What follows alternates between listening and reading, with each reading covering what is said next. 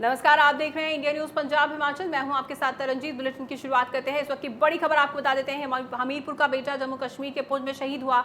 आतंकियों से मुठभेड़ में हमीरपुर के रोहित कुमार शहीद हुए। 24 साल के रोहित पंजाब रेजिमेंट के सिपाही थे। आपको बता दें कि रोहित की शादी की तैयारियां चल रही थी। देर शाम तक रोहित का पार्थिव शरीर जो है उनके घर पहुंचेगा। आपको बता दें कि 24 साल के रोहित पंजाब रेजिमेंट में थे।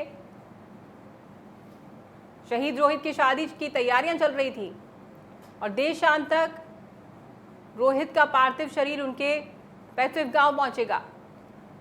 बड़ी खबर आपको बता देते हैं। हमीरपुर का बेटा जम्मू कश्मीर के पुंछ में शहीद हुआ। आतंकियों से मुठभेड़ में हमीरपुर के रोहित कुमार शहीद हुए। बड़ी खबर इस वक्त की। 24 साल के रोहित पंजाब रेजिमेंट के सिपाही थे।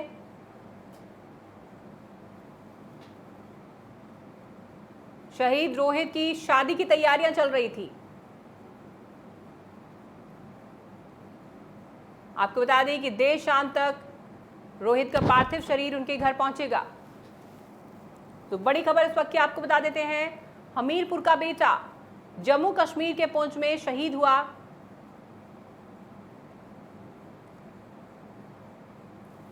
बड़ी खबर इस वक्त की। हमीरपुर का बेटा जम्मू कश्मीर के पुंछ में शहीद हुआ। आतंकियों से मुठभेड़ में हमीरपुर के रोहित कुमार शहीद हुए। आपको बता दें कि 24 साल के रोहित पंजाब रेजिमेंट के सिपाही थे।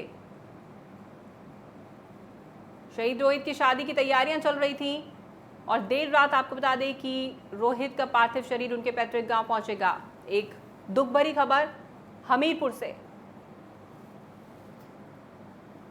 वहीं पंजाब के मोरिंडा में तेज बारिश हुई। तेज बारिश से इलाके में जलभराव की समस्या बन गई है। नगर निगम के दावों की हवा निकली। जलभराव से जनता परेशान है। पंजाब में सिर्फ मोरिंडा की बात नहीं करते हैं, पंजाब के अलग अलग जिलों की अगर बात की जाए, इस तरह की तस्वीर पंजाब के अलग अलग जिलों से देखने को मिल रही है। बरसात के चलते लोगों को गर्मी से राहत जरूर मिलती है, लेकिन कहीं ना कहीं यहाँ पर समस्या जलभराव की हर जगह देखने को मिल रही है और प्रशासन के तरफ से किए गए दावों की पोल खुलती यहाँ पर नजर आती है। यहाँ पर तस्वीरें आप देख सकते हैं मोरिंडा की, जहाँ पर किस तरीके से नाले का गंदा पानी भी जो सड़क पर पानी भरा हुआ है उसमें घुल रहा है और ये पानी कहीं ना कहीं गंदा पानी बड़ी बड़ी बीमारियों को दावत देता है। एक तरफ कोरोना महामारी की मार पंजाब के लोग झेल रहे हैं, दूसरी तरफ इस तरीके से बारिश का गंदा पानी जो इकट्ठा हो जाता है सड़कों पर, बड़ी बड़ी बीमारियों को ये दावत देता है। तो कहीं ना कहीं चिंता का विषय जरूर है और यहाँ पर प्रशासन के खोखले दावे साबित हो रहे हैं। जो दावे प्रशासन की तरफ से किए गए थे वो तमाम दावे खोखले साबित हो रहे हैं, जिस तरीके से यहाँ पर जलभराव की समस्या बनी हुई है। हालांकि ये पहली तस्वीर नहीं है, इससे पहले हर साल इस तरह की तस्वीर पंजाब से सामने आती है। जब भी बरसात का मौसम होता है, जलभराव की समस्या होती है, प्रशासन बड़े बड़े दावे करता है कि इस बार इस समस्या का समाधान किया जाएगा, लेकिन हर बार प्रशासन के ये दावे खोखले साबित होते हैं। और इस बार भी नगर निगम के दावों की पोल खुली और यहाँ पर ये तस्वीर मोरिंडा से देखने को मिली है। तेज बारिश के बाद जलभराव की स्थिति किस कदर बन गई है आप देख सकते हैं। घरों के अंदर पानी जाने की स्थिति पूरी तरह से यहाँ पर बनी हुई है और कैसे गंदा पानी यहाँ पर जमा हो रहा है सड़कों पर। इसी पे ज्यादा अपडेट के लिए हमारे संवाददाता गगन शुक्ला हमारे साथ जुड़ गए हैं। गगन, यहाँ पर मोरिंडा में तेज बरसात के बाद प्रशासन के दावों की पोल खुलती नजर आ रही है, क्या कुछ अपडेट? जी हाँ, बिल्कुल। जो कहा जाए तो ये बरसात की यहाँ पहली बारिश कही जा सकती है और जोरदार बारिश है। रक्षाबंधन भी कल है और लोगों जो दुकानदार उन्होंने अपनी दुकान सजाई थी, उनके अरमानों पर भी बारिश ने पानी फेरा। लेकिन बड़ी जो मोरंडा है उसके जो प्रबंधक पोल भी यहाँ दिखती है। जी बिल्कुल गगन, ये पहली बार नहीं है। हर बार प्रशासन इस तरह के दावे करता है, हर साल इस तरह के दावे करता है कि इस बार ऐसी समस्या नहीं आएगी, लेकिन हर बार कहीं ना कहीं प्रशासन के दावे, हर साल प्रशासन के दावे खोखले साबित होते हैं। प्रशासन के दावों की पोल खुलती नजर आती है। तो क्या वजह है, क्यों इस पर कोई एक्शन नहीं लिया जाता? क्योंकि इस तरीके से तो बड़ी बड़ी बीमारियों को दावत दी जा सकती है, जिस तरीके से यहाँ पर जलभराव की समस्या बनी हुई है। एक तरफ कोरोना महामारी चल रही है। जी हाँ, बिल्कुल। सरकार की ओर से या लोकल प्रशासन की ओर से हर साल इसके लिए प्रबंध किए जाते हैं, पर वो प्रबंध केवल कागजी तौर पे होते हैं। पर सबसे बड़ी बात है, लोग हैं जो अपनी समस्या लेके वो नगर निगम या नगर कौंसिल के पास जाते हैं। अगर नगर कौंसिल मोरिंडा की बात की जाए तो यहाँ मोरिंडा नगर कौंसिल में खुद 1.5 फुट पानी भरा हुआ है। तो वो लोगों की समस्या कहाँ से हल करेगी? ये सबसे बड़ी जो सवालिया निशान यहाँ नगर कौंसिल पे खड़ा हो रहा है। जी बिल्कुल, तमाम अपडेट के लिए गगन बहुत बहुत धन्यवाद। तो कहीं ना कहीं यहाँ पर नगर निगम पर सवाल निशान जरूर खड़ा होता है। प्रशासन के दावों की पोल खुलती एक बार फिर से नजर आ रही है यहाँ पर मोरिंडा में। और सिर्फ मोरिंडा की बात नहीं करते हैं, पंजाब के अलग अलग जिलों की अगर हम बात कर लें तो यही समस्या हर जगह देखने को मिल रही है। जैसे कि हमारे संवाददाता ने बताया कि ये पहली बारिश है और रक्षाबंधन का त्यौहार भी पास है, और कहीं ना कहीं इस तरह की स्थिति जब होगी तो लोगों को कितनी दिक्कतों का सामना करना पड़ेगा, ये आप अंदाजा लगा सकते हैं। हालांकि लॉकडाउन अनलॉक 3 जो है वो हो गया है, लेकिन कहीं ना कहीं इस दौरान भी जब त्यौहार होते हैं तो लोगों का आना जाना भी रहता है। तो इन हालातों में लोग किस तरीके से इस त्यौहार को मनाएंगे, ये चिंता का विषय है। कहीं ना कहीं बड़ी बीमारियों को भी ये दावत देती हैं ये तस्वीरें। वहीं जालंधर के मशहूर पतीसा की दुकान में अचानक सुबह आग लग गई, जिसके बारे में दुकान के मालिक अशोक छाबड़ा का कहना है कि उन्हें सुबह 5 बजे दुकान में आग लगने की सूचना मिली थी, जिसके बाद उन्होंने दमकल विभाग को सूचित किया। वहीं मौके पर पहुंची दमकल विभाग ने 3 से 4 घंटे की कड़ी मशक्कत करने के बाद आग पर काबू पाया। तो जालंधर में दमकल विभाग ने आग पर काबू पाया। पतीसा की दुकान थी जिस पर की मशहूर पतीसे की दुकान थी जहां पर की आग लगी। सुबह इस बारे में दुकानदार को जानकारी मिली, जिसके बाद उसने दमकल विभाग को इस बारे में जानकारी दी और वहां पर दमकल विभाग की गाड़ियां पहुंची। आग पर काबू फिलहाल पा लिया गया है। जालंधर की ये घटना जहां पर मशहूर पतीसे की दुकान में आग लग गई सुबह सुबह।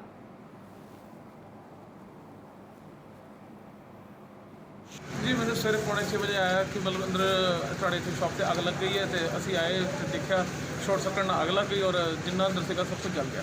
ਮੈਨੂੰ ਸ਼ਾਰਟ ਸਰਕਟ ਦਾ ਲੱਗਾ। ਤੇ ਕਿੰਨਾ ਕੁ ਨੁਕਸਾਨ ਹੋ ਗਿਆ ਵਾ? ਨੁਕਸਾਨ ਮੈਨੂੰ ਹਾਲੇ ਕੋਈ ਆਈਡੀਆ ਨਹੀਂ ਹੈਗਾ ਕਿਉਂਕਿ ਮੈਨੂੰ ਲੱਗਦਾ ਜੋ ਕੁਛ ਹੈਗਾ ਅੰਦਰ ਸਭ ਕੁਝ ਸਵਾਹ ਹੋ ਗਿਆ। ਜੀ 5:55 ਤੇ ਸਾਨੂੰ ਕਾਲ ਆਈ ਹੈ ਜੀ, ਅੱਗ ਲੱਗੀ ਬਸਤੀ ਦੂਜਾ ਦਿਲਬਾਗ ਪਤੀਸੇ ਵਾਲੀ ਦੁਕਾਨ ਤੇ। ਸਰ ਅੱਗ ਦਾ ਕਾਰਨ ਕੀ ਲੱਗਣ ਦਾ ਕੀ ਕਾਰਨ ਲੱਗਾ? ਜੀ ਅੱਗ ਦਾ ਲੱਗਣ ਦਾ ਕੰਮ ਦਾ ਮਾਲਕ ਦੱਸ ਸਕਦਾ ਕੀ ਕਾਰਨ ਹੋਇਆ ਸੀ ਕੀ ਨਹੀਂ ਗਾ। ਬਸ ਇਹ ਇੱਥੇ ਮੌਕੇ 'ਤੇ ਆ ਕੇ ਪਹੁੰਚ ਕੇ ਅੱਗ ਬੁਝਾਉਣੀ ਸ਼ੁਰੂ ਕਰ ਦਿੱਤੀ।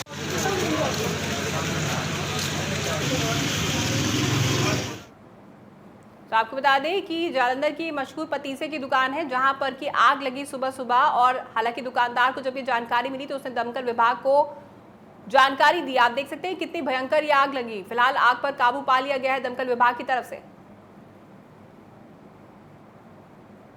वहीं गुरदासपुर में जहरीली शराब मामले में पुलिस की कार्रवाई जारी है। मरने वाले शख्स के घर से फिलहाल जहरीली शराब बरामद हुई है। बची हुई जहरीली शराब बरामद हुई है। शराब में गंदगी और कीड़े नजर आए। पूरे पंजाब में जहरीली शराब से 38 लोगों की मौत हो गई है। पुलिस ने 5 टीमों का गठन किया है और छापेमारी पुलिस की तरफ से फिलहाल इस पूरे मामले में जारी है। सो आपको बता दें कि गुरदासपुर में एक घर से जहां पर एक शख्स की मौत हुई है जहरीली शराब से, वहां पर बची हुई जहरीली शराब बरामद हुई है जिसमें कि कीड़े देखे गए हैं और गंदगी देखी गई है। जो सैंपल उसमें से पाया गया है उसमें कीड़े और गंदगी मिली है। फिलहाल पुलिस की तरफ से कार्रवाई जारी है, लेकिन लगातार पंजाब में इस तरह के मामले बढ़ते जा रहे हैं। फिर चाहे गुरदासपुर की बात की जाए, अमृतसर की बात की जाए, बटाला की बात की जाए, कुल मिला के जो मरने वाले हैं उनकी संख्या 38 हो गई है। वाकई चिंता का विषय। पूरी गेट ਅਸੀਂ ਆਏ ਸੀ, ਸਾਨੂੰ ਇਨਫੋਰਮੇਸ਼ਨ ਸੀ ਕਿ ਇੱਥੇ 2 ਜਣਿਆਂ ਦੀ ਡੈਥ ਹੋਈ ਹੈਗੀ ਹੈ ਤੇ ਉਹ ਸਾਫ ਕੀਤਾ ਜਾ ਰਿਹਾ ਕਿ ਅਲਕੋਹਲ ਦੇ ਨਾਲ ਹੋਈ ਹੈ। ਉਹੀ ਅਸੀਂ ਵੈਰੀਫਾਈ ਕਰਨ ਆਏ ਸੀਗੇ। ਹੁਣ ਉਹਨਾਂ ਦੇ ਜਿਹੜੇ ਫੈਮਿਲੀ ਮੈਂਬਰਸ ਨੇ ਉਹਨਾਂ ਦੇ ਬਿਆਨ ਲਿਖੇ ਹੈਗੇ ਆ, ਜਿਸ ਤਰੀਕੇ ਨਾਲ ਵੀ ਉਹ ਕਹਿਣਗੇ ਆਲਰੇਡੀ ਸਟੇਟਮੈਂਟ ਦੇ ਹਿਸਾਬ ਨਾਲ ਕਰ ਰਹੀ ਹੈ ਅਮਲ ਚ। वहीं बटाला में जहरीली शराब से 8 लोगों की मौत हो चुकी है। लगातार इस तरह के मामले पंजाब में बढ़ते जा रहे हैं। मृतकों के घरों में मातम पसरा हुआ है। पीड़ित परिवारों का क्या कहना है हम आपको सुनाते हैं ताकि आप जान सके कि जिन मौतों को प्रशासन संदिग्ध बता रहा है उसकी सच्चाई आखिर है क्या।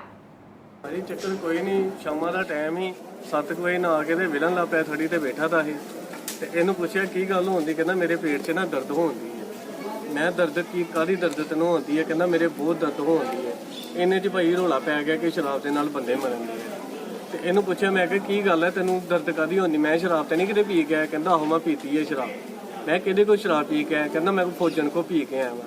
ਕਹਿੰਦਾ ਮੈਨੂੰ ਬਚਾ ਲਓ ਮੇਰਾ ਬੜਾ ਬੁਰਾ ਹਾਲ ਹੈ। ਤੇ ਭਾਈ 15-20 ਮਿੰਟਾਂ ਦੇ ਵਿੱਚ ਇੰਨਾ ਕੁ ਮਾੜਾ ਹਾਲ ਹੋ ਗਿਆ ਜੀ। ਅਸੀਂ ਨਿੰਬੂ ਪਾਣੀ ਇਹਨੂੰ ਪੀਈਏ, ਕਦੀ ਕੁਛ ਪਿਆਈਏ, ਤੈਨੂੰ ਉਲਟੀ ਨਹੀਂ ਆਉਂਦੀ। पता नहीं ना कहता मैनू आऊँ होंगे जे मेरा अंदर ही। तो आपने सुनी मृतक के परिवार की कहानी, जहरीली शराब की कहानी मृतक के परिवार की जुबानी। पंजाब सरकार ने अनलॉक 3 की गाइडलाइन जारी कर दी है। गाइडलाइन के मुताबिक रात को कर्फ्यू जारी रहेगा। 5 अगस्त से जिम और योगा संस्थान खुलेंगे। रात 11 बजे से सुबह 5 बजे तक कर्फ्यू जारी रहेगा। अंतर्राष्ट्रीय यात्रा पर पाबंदी लगेगी। स्कूल कॉलेज शिक्षण संस्थान 31 अगस्त तक बंद रहेंगे। हालांकि कंटेनमेंट जोन में लॉकडाउन जारी रहेगा।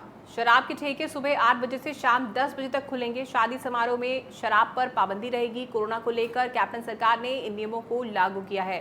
तो आपको बता दें कि अनलॉक 3 की गाइडलाइन जारी कर दी गई हैं और सख्ती से पालन करने के लिए कहा गया है। अनलॉक 3 की गाइडलाइंस को पंजाब सरकार ने ये गाइडलाइन जारी की है, जिसमें कि ज़्यादा छूट नहीं दी गई है, क्योंकि लगातार पंजाब में कोरोना पॉजिटिव पेशेंट्स की गिनती में लगातार इजाफा हो रहा है, जिसके चलते ज़्यादा छूट हालांकि नहीं दी गई है। नाइट कर्फ्यू भी जारी रहेगा, रात 11 बजे से सुबह 5 बजे तक। वहीं शराब के ठेके सुबह 8 बजे से शाम 10 बजे तक खुलेंगे। और आपको बता दें कि इस दौरान अंतर्राष्ट्रीय यात्रा पर भी पाबंदी रहेगी। स्कूल, कॉलेज, शिक्षण संस्थान 31 अगस्त तक बंद रहेंगे।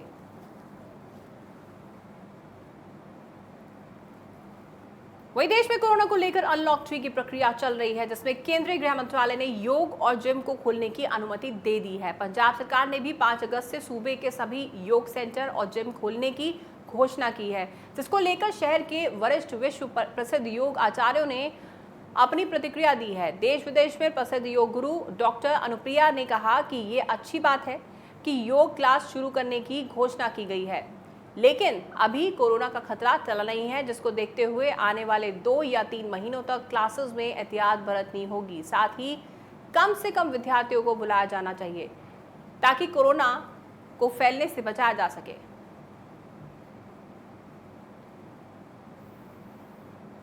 कोरोना ਨੂੰ ਲੈ ਕੇ ਅਨਲੌਕ 3 ਦੀ ਪ੍ਰਕਿਰਿਆ ਸ਼ੁਰੂ ਹੋ ਚੁੱਕੀ ਹੈ। ਇਸ ਵਿਚਾਲੇ ਹੁਣ ਜਿਹੜੇ ਜਿਮ ਹਨ, ਇਸ ਤੋਂ ਇਲਾਵਾ ਜਿਹੜੇ ਯੋਗ ਸੈਂਟਰ, ਉਹਨਾਂ ਨੂੰ ਖੋਲ੍ਹਣ ਦੀ ਆਗਿਆ ਦੇ ਦਿੱਤੀ ਗਈ ਹੈ। 5 ਅਗਸਤ ਤੋਂ ਸਾਰੇ ਯੋਗ ਸੈਂਟਰ ਤੇ ਜਿਮ ਜਿਹੜੇ ਖੁੱਲ੍ਹ ਜਾਣਗੇ।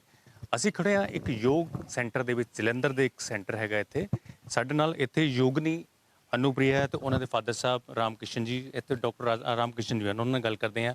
ਅੱਛਾ ਮੈਡਮ, ਹੁਣ ਅਨਲੌਕ ਦੀ ਪ੍ਰਕਿਰਿਆ ਸ਼ੁਰੂ ਹੋ ਗਈ ਹੈ, ਯੋਗ ਜਿਹੜੇ ਸੈਂਟਰ ਖੁੱਲ੍ਹਣੇ ਸ਼ੁਰੂ ਹੋ ਗਏ ਨੇ, ਤੁਹਾਡਾ ਕੀ ਕਹਿਣਾ ਹੈ, ਕਿਸ ਤਰ੍ਹਾਂ ਦੇ ਹੁਣ ਯੋਗ ਸੈਂਟਰ ਜਿਹੜੇ ਖੁੱਲ੍ਹਣੇ ਚਾਹੀਦੇ ਤੇ ਕੀ ਪ੍ਰਕਿਰਿਆ ਹੋਣੀ ਚਾਹੀਦੀ ਹੈ? ਜੀ ਮੈਂ ਤਾਂ ਸਭ ਤੋਂ ਪਹਿਲੇ ਮੋਦੀ ਜੀ ਦਾ ਧੰਨਵਾਦ ਕਰਨਾ ਚਾਹੁੰਦੀ ਹਾਂ ਕਿ ਫਾਈਨਲੀ ਫਿਟਨੈਸ ਵਿਭਾਗ ਦੇ ਵਿੱਚ ਸਾਡੇ ਯੋਗ ਸੈਂਟਰ ਵੀ ਹੁਣ ਖੁੱਲ੍ਹ ਰਹੇ ਨੇ। ਤੇ ਪ੍ਰਕਿਰਿਆ ਦੇ ਵਿੱਚ ਵੱਧ ਤੋਂ ਵੱਧ ਅਸੀਂ ਚਾਹਾਂਗੇ ਕਿ ਦੂਰੀ ਬਣਾ ਕੇ ਰੱਖੀ ਜਾਏ ਇੱਥੇ ਵੀ ਯੋਗਾ ਦੇ ਵਿੱਚ, ਤਾਂ ਕਿ ਆਪਣੇ ਆਪਣੇ ਮੈਟ ਲਿਆਏ ਜਾਣ, ਆਪਣੇ ਹੀ ਟਾਵਲ ਲਿਆਏ ਜਾਣ ਜੋ ਕਿਸੇ ਦੇ ਨਾਲ ਸ਼ੇਅਰ ਨਾ ਕੀਤੇ ਜਾਣ। ਇੱਕ ਤਾਂ ਆਪਣੀ ਊਰਜਾ, ਆਪਣਾ ਹਾਈਜੀਨ ਲੈਵਲ ਸਾਰਾ ਆਪਣੇ ਦੇ ਵਿੱਚ ਮੇਨਟੇਨ ਰਹੇਗਾ। ਪਲੱਸ ਮਾਸਕ ਲਗਾ ਕੇ ਯੋਗ ਔਰ ਮੈਡੀਟੇਸ਼ਨ ਕੀਤਾ ਜਾਏ, ਪ੍ਰਾਣਾਯਾਮ। ਨੋ ਡਾਊਟ ਪ੍ਰਾਣਾਯਾਮ ਜਾਂ ਮੈਡੀਟੇਸ਼ਨ ਅਸੀਂ ਮਾਸਕ ਲਗਾ ਕੇ ਪ੍ਰੋਪਰਲੀ ਕਰ ਨਹੀਂ ਪਾਵਾਂਗੇ, ਪਰ ਅਸੀਂ ਇੱਕ ਉਹਨਾਂ ਨੂੰ ਟੈਕਨੀਕ ਦੱਸ ਦਾਂਗੇ ਤਾਂ ਕਿ ਉਹ ਘਰ ਜਾ ਕੇ ਆਪਣਾ ਹੋਮਵਰਕ ਉਸ ਚੀਜ਼ ਨੂੰ ਪ੍ਰੈਕਟਿਸ ਦੇ ਵਿੱਚ ਕਰ ਸਕਣ। ਅਤੇ ਘੱਟ ਤੋਂ ਘੱਟ ਜਨਤਾ ਅਸੀਂ ਆਪਣੀਆਂ ਕਲਾਸਾਂ ਦੇ ਵਿੱਚ ਲਿਆਵਾਂਗੇ। ਹੋ ਸਕੇ ਤੇ 1-on-1 ਹੀ ਕਲਾਸ ਕੀਤੀ ਜਾਏ, ਜਿਹਦੇ ਵਿੱਚ ਐਜ਼ ਅ ਟਰੀਟਮੈਂਟ ਯੋਗਾ ਨੂੰ ਕਰਾਇਆ ਜਾਏ, not as a fitness regular class. ਉਹਦੇ ਵਿੱਚ ਐਜ਼ ਅ ਟਰੀਟਮੈਂਟ 1-on-1 ਕਰਾ ਕੇ, ਮਾਸਕ ਲਗਾ ਕੇ ਉਹਨਾਂ ਨੂੰ ਟੈਕਨੀਕ ਸਮਝਾ ਦਿੱਤੀ ਜਾਏ ਔਰ ਘਰ ਜਾ ਕੇ ਉਸ ਚੀਜ਼ ਦੀ ਪ੍ਰੈਕਟਿਸ ਕੀਤੀ ਜਾਏ ਆਪਣਾ ਇਕੱਲੇ ਬੈਠ ਕੇ। ਅੱਛਾ ਡਾਕਟਰ, ਹੁਣ ਗੱਲ ਕਰੀਏ ਆਪਾਂ ਕੋਰੋਨਾ ਦੀ, ਤਾਂ ਕੋਰੋਨਾ ਕਾਲ ਦੇ ਵਿੱਚ ਤੁਸੀਂ ਕਿਸ ਤਰ੍ਹਾਂ ਦਾ ਪ੍ਰੋਸੀਜਰ ਅਪਣਾਇਆ ਸੀ ਜਿਹਦੇ ਨਾਲ ਤੁਸੀਂ ਆਪਣੇ ਜਿਹੜੇ ਕਲਾਸਿਸ ਲੈ ਰਹੇ ਸੀਗੇ?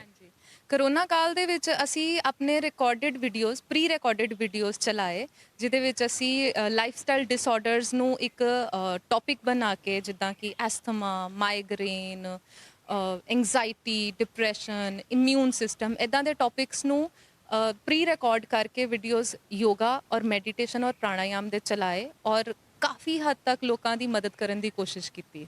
ਤੇ ਹੁਣ ਆਪਾਂ ਗੱਲ ਕਰੀਏ, ਯੋਗ ਸੈਂਟਰ ਹੋਰ ਵੀ ਨੇ ਜਲੰਧਰ ਦੇ ਵਿੱਚ ਜਾਂ ਹੋਰ ਸਾਰੇ ਪੰਜਾਬ ਦੇ ਵਿੱਚ ਹੋਣਗੇ, ਉਹਨਾਂ ਨੂੰ ਕੀ ਤੁਸੀਂ ਕਹਿਣਾ ਚਾਹੋਗੇ? ਹੁਣ ਕਲਾਸਿਸ ਜਿੱਦਾਂ ਹੁਣ ਕਾਫੀ ਜ਼ਿਆਦਾ ਬੱਚੇ ਜਿੱਦਾਂ ਸਟੂਡੈਂਟ ਹੁੰਦੇ, ਉਹ ਹੋਣੇ ਚਾਹੀਦੇ ਜਾਂ ਨਹੀਂ?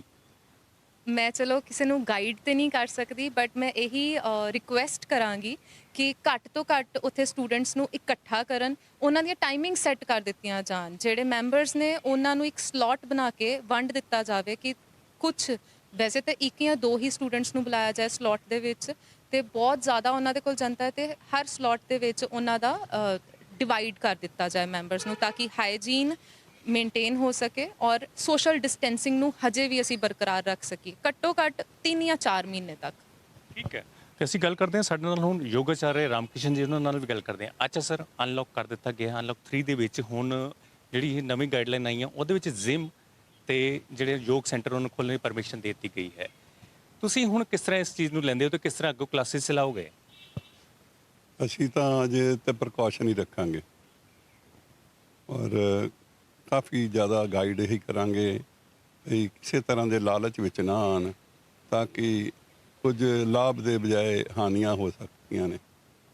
तो मैं ਤਾਂ ਇਹੀ ਰਿਕੁਐਸਟ ਕਰੂੰਗਾ ਸਭ ਨੂੰ ਐਜ਼ ਏ ਇੱਕ ਸੀਨੀਅਰ। Thank you. ਇਹ ਅਸੀਂ ਗੱਲ ਕਰ ਰਹੇ ਹਾਂ ਹੁਣ, ਜਿੱਦਾਂ ਕਿ ਤੁਸੀਂ ਲੋਕਾਂ ਨੂੰ ਵੀ ਇਹ ਕਹਿ ਰਹੇ ਹੋ, ਜਿਹੜਾ ਹੁਣ ਕਹਿ ਰਹੇ ਹੋ ਕਿ ਆਪਣੇ ਸ਼ੁਰੂ ਹੋਣਾ ਚਾਹੀਦਾ ਹੈ, ਯੋਗ ਸੈਂਟਰ ਜਿਹੜੇ ਸ਼ੁਰੂ ਹੋ ਰਹੇ ਨੇ, ਬਟ ਲਾਲਚ ਨਾ ਕਰੀਏ। ਕਿਸ ਤਰ੍ਹਾਂ ਦਾ ਲਾਲਚ ਤੇ ਕਿਸ ਤਰ੍ਹਾਂ ਦਾ ਹੁਣ ਕਿੱਦਾਂ ਕੰਮ ਹੋਣੇ ਚਾਹੀਦੇ ਨੇ, ਤੁਸੀਂ ਇਹ ਵੀ ਗਾਈਡ ਕਰ ਦਿਓ ਥੋੜ੍ਹਾ ਜਿਹਾ। ਲਾਲਚ ਤਾਂ ਸਿਰਫ ਇਹ ਹੀ ਹੈ, ਹਰ ਕਿਸੇ ਨੂੰ ਇਹ ਹੈ ਕਿ ਅਸੀਂ ਪੈਸਾ ਕਿਸ ਤਰ੍ਹਾਂ ਇਕੱਠਾ ਕਰ ਸਕਦੇ ਹਾਂ, ਜਾਂ ਜਿਹੜੇ ਲਾਸ ਹੋਏ ਨੇ, ਲਾਸ ਜਿਹੜੇ ਕਵਰ ਕਰਨੇ, ਉਹ ਮੇਰੇ ਖਿਆਲ 'ਚ ਤੰਦਰੁਸਤੀ ਅਗਰ ਸਾਡੀ ਰਹੇਗੀ ਤਾਂ ਲਾਸ ਵੀ ਕਵਰ ਹੋ ਜਾਣਗੇ। ਤੋ ਨਾ ਤਾਂ ਅਸੀਂ ਕੁਝ ਲੈ ਕੇ ਆਏ ਸੀ, ਨਾ ਕੁਝ ਲੈ ਕੇ ਜਾਣਾ। ਸਭ ਤੋਂ ਪਹਿਲਾਂ ਆਪਣੀ ਸਿਹਤ ਦਾ ਧਿਆਨ ਰੱਖੀਏ, ਫਿਰ ਕਿਸੇ ਦੀ ਆਉਣ ਵਾਲੇ ਜਿਹੜੇ ਸਟੂਡੈਂਟ ਨੇ ਉਹਨਾਂ ਦਾ ਧਿਆਨ ਰੱਖ ਸਕਦੇ ਹਾਂ। ਤੁਸੀਂ ਵੇਖਿਆ ਕਿਸ ਤਰ੍ਹਾਂ ਇੱਥੇ ਜਿਹੜੇ ਯੋਗ ਆਚਾਰਿਆ ਨੇ ਰਾਮ ਕਿਸ਼ਨ ਜੀ ਜਾਂ ਯੋਗਨੀ ਅਨੁਪ੍ਰਿਆ ਜੀ, ਉਹਨਾਂ ਦਾ ਕਹਿਣਾ ਹੈ ਕਿ ਹੁਣ ਜਿਹੜੇ ਅਨਲੌਕ ਦੀ ਪ੍ਰਕਿਰਿਆ ਚੱਲ ਰਹੀ ਹੈ, ਇਹ ਪ੍ਰਕਿਰਿਆ ਜਿਹੜੀ ਹੁਣ ਬਹੁਤ ਵਧੀਆ ਹੈ, ਲੇਕਿਨ ਹੁਣ ਪ੍ਰੀਕਾਸ਼ਨ ਬਹੁਤ ਜ਼ਰੂਰੀ ਹੈ ਕਿਉਂਕਿ ਕਰੋਨਾ ਜਿਹੜਾ ਹੈ ਹੁਣ ਪੀਕ ਤੇ ਹੈ। ਇਸ ਵੇਲੇ ਪ੍ਰੀਕਾਸ਼ਨ ਲੈਣੇ ਚਾਹੀਦੀਆਂ, ਮਾਸਕ ਪਾ ਕੇ, ਜਾਂ ਹੁਣ ਜਿਹੜੇ ਸਟੂਡੈਂਟਸ ਨਾਲ ਜਿਹੜੇ ਗੈਪ ਦੇ ਹੈ, ਜਿੰਨੇ ਵੀ ਇਹਤਿਆਤ ਜਿਹੜੀ ਉਹਨਾਂ ਨੇ ਆਪਣੇ ਗਾਈਡਲਾਈਨ ਇਸ਼ੂ ਕੀਤੀਆਂ ਹੈਲਥ ਡਿਪਾਰਟਮੈਂਟ ਦੀਆਂ, ਉਹਨਾਂ ਦੀ ਪਾਲਣਾ ਬਹੁਤ ਹੀ ਜ਼ਰੂਰੀ ਹੈ ਤਾਂ कि ये बीमारी अगे ना बढ़ सके। कैमरा पर्सन शील देना राजीव बदो। तो गाइडलाइंस को फॉलो करना यहाँ पर बहुत ज़रूरी है। हालांकि योग क्लासेस खुल चुके हैं, लेकिन इस दौरान भी जिस तरीके से बताया गया कि गाइडलाइंस को फॉलो करना बहुत ज़रूरी रहेगा। देश भर में आज 1 अगस्त को ईद मनाई जा रही है, जिसको लेकर मलेरकोटला में लोगों ने अपने घर में नमाज अदा की, क्योंकि कोरोना काल में सरकार ने कुछ नियमों को लागू किया है, जिसके मद्देनज़र लोगों ने नमाज अदा करते समय सोशल डिस्टेंसिंग का खास तौर पर ख्याल रखा, साथ ही एक दूसरे को दूर से ही ईद की बधाई भी दी। तो आपको बता दें कि मलेरकोटला में सोशल डिस्टेंसिंग का पूरा ख्याल रखा गया। ईद के इस त्यौहार पर कोविड-19 के नियमों का पालन किया गया, लोगों ने घरों पर ही नमाज अदा की और पूरा ख्याल रखा गया। इस दौरान कोविड-19 के नियमों का, सोशल डिस्टेंसिंग की पालना यहाँ पर किस कदर की जा रही है, ये आप देख सकते हैं। सोशल डिस्टेंसिंग को ध्यान में रखते हुए ही नमाज अदा की गई है।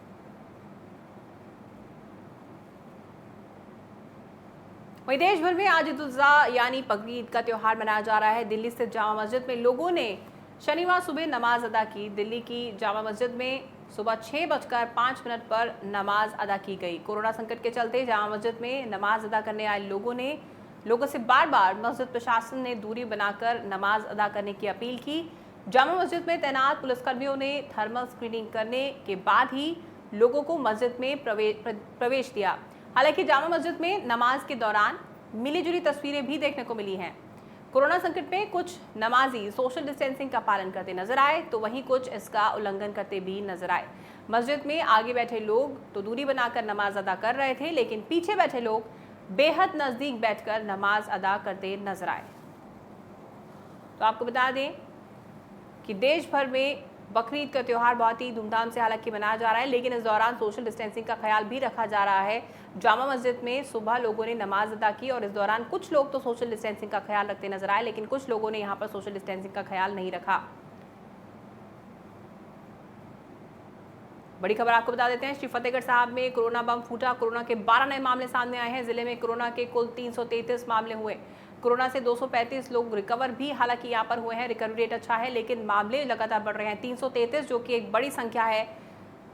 सिर्फ फतेहगढ़ साहब में, श्री फतेहगढ़ साहब में 333 मामले हैं। और आपको बता दें कि मैक्सिमम केसेस हालांकि रिकवर यहाँ पर भी हो रहे हैं, लेकिन 333 बहुत बड़ी गिनती हो जाती है सिर्फ एक ही ज़िले में।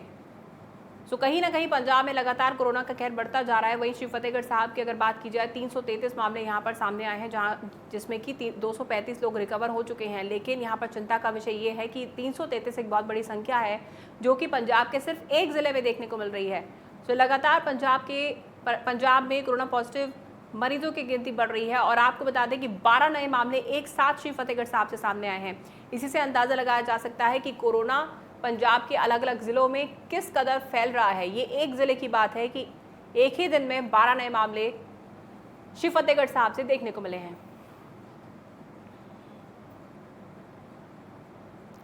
तो आपको बता दें कि श्री फतेहगढ़ साहब में 12 नए मामले एक साथ सामने आए हैं। 333 कुल संख्या हो गई है। हालांकि 235 लोगों ने रिकवर भी किया है, लेकिन चिंता का विषय ज़रूर हो जाता है, क्योंकि पंजाब के सिर्फ एक ज़िले में 333 मामले आना वाकई ही एक चिंता का विषय है। और सबसे बड़ी बात यह है कि इतने पेशेंट्स होने के बावजूद भी यहाँ पर लोग लोगों में अवेयरनेस होने के बावजूद वो बिल्कुल भी अवेयर नहीं रह रहे हैं, वो बिल्कुल भी सोशल डिस्टेंसिंग का ख्याल नहीं रख रहे हैं, मास्क नहीं पहन रहे हैं, प्रदर्शनों में लोग शामिल हो जाते हैं, सोशल डिस्टेंसिंग की धज्जियां उड़ाई जाती हैं, नियमों की उल्लंघना यहाँ पर हो रही है। वहीं पर मास्क भी लोग नहीं पहनते हुए नजर आते हैं। पंजाब की अगर बात की जाए, कोरोना को लेकर लोग पूरी तरह से पंजाब में लापरवाह हो चुके हैं, किसी भी तरह की कोई प्रिकॉशंस लोग नहीं ले रहे हैं।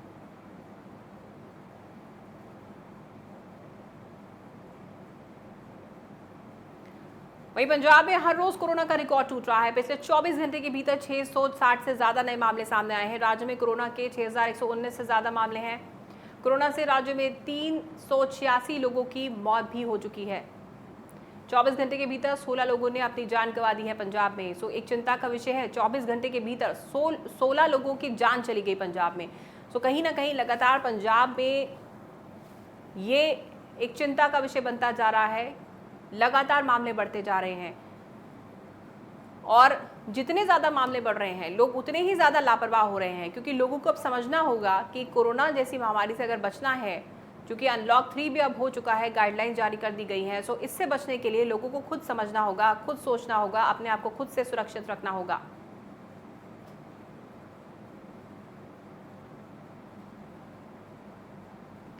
वहीं देश में कोरोना का कहर जारी है। 24 घंटे में कोरोना के 55,000 से ज़्यादा मामले सामने आए हैं। कोरोना मरीजों की संख्या अब 17 लाख के करीब हो गई है। कोरोना से अब तक 36,000 से ज़्यादा लोगों की मौत भी हुई है। पिछले 24 घंटे में कोरोना से 764 लोगों की मौत हो गई है। सो लगातार देश भर में मामलों में इजाफा हो रहा है, लेकिन रिकवरी रेट की अगर बात की जाए तो भारत में बाकी देशों के मुकाबले रिकवरी रेट काफ़ी अच्छा है। सो कहीं ना कहीं यहाँ पर सबसे ज़्यादा ज़रूरी हो जाता है लोग पूरी तरह से प्रिकॉशंस लेकर चलें, और अगर कोरोना के इस संकट से बचना है तो लोगों को खुद समझना होगा कि किस तरीके से प्रिकॉशंस लेते हुए आगे बढ़ना है।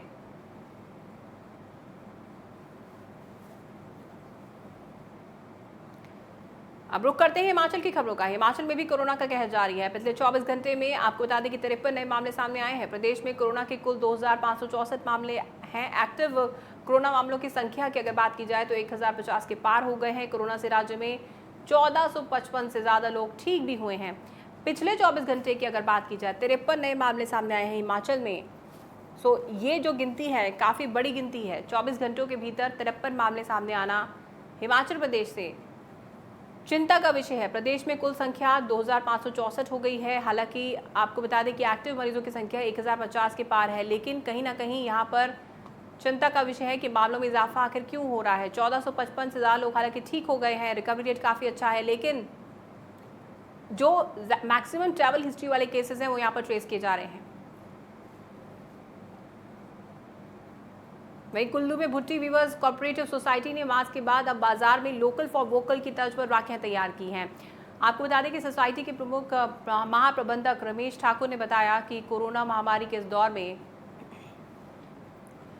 जहां सोसाइटी को आर्थिक नुकसान झेलना पड़ रहा है, वहीं इस नुकसान से उभरने के लिए पहले ऊनी मास्क बनाए गए और अब रक्षाबंधन को लेकर राखियां बनाई जा रही हैं। आगे उन्होंने बताया कि रक्षाबंधन के उपलक्ष्य पर कॉम्बो पैक पर 10% विशेष छूट प्रदान की जाएगी, जो कि 1 से 3 जुलाई तक उपलब्ध रहेगी।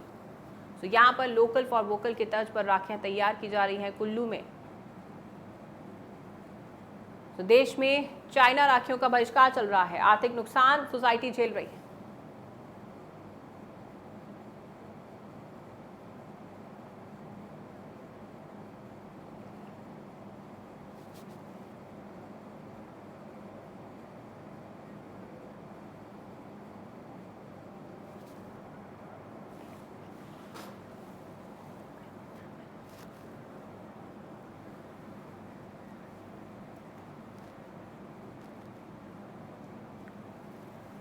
तो आपको बता दें कि देश में चाइना राखियों का बहिष्कार चल रहा है। लोकल फॉर वोकल के तर्ज पर राखियां तैयार की जाएंगी। भुट्टी वीवर्स कोऑपरेटिव सोसाइटी की ओर से ये पहल की गई है।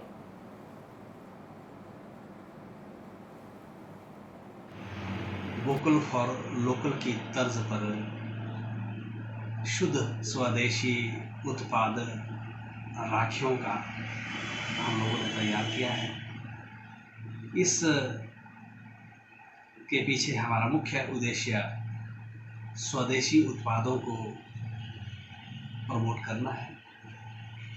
मेरा सभी उपभोक्ताओं से विनम्र आग्रह है कि वे स्थानीय कामगारों के द्वारा तैयार की गई राखियों को हमारे अलग अलग स्थानों पर स्थित शोरूमों के माध्यम से खरीद। अच्छी पहल की गई है यहाँ पर कुल्लू में। फिलहाल इस बुलेटिन में इतना ही। आप देखते रहिए इंडिया न्यूज़ पंजाब हिमाचल।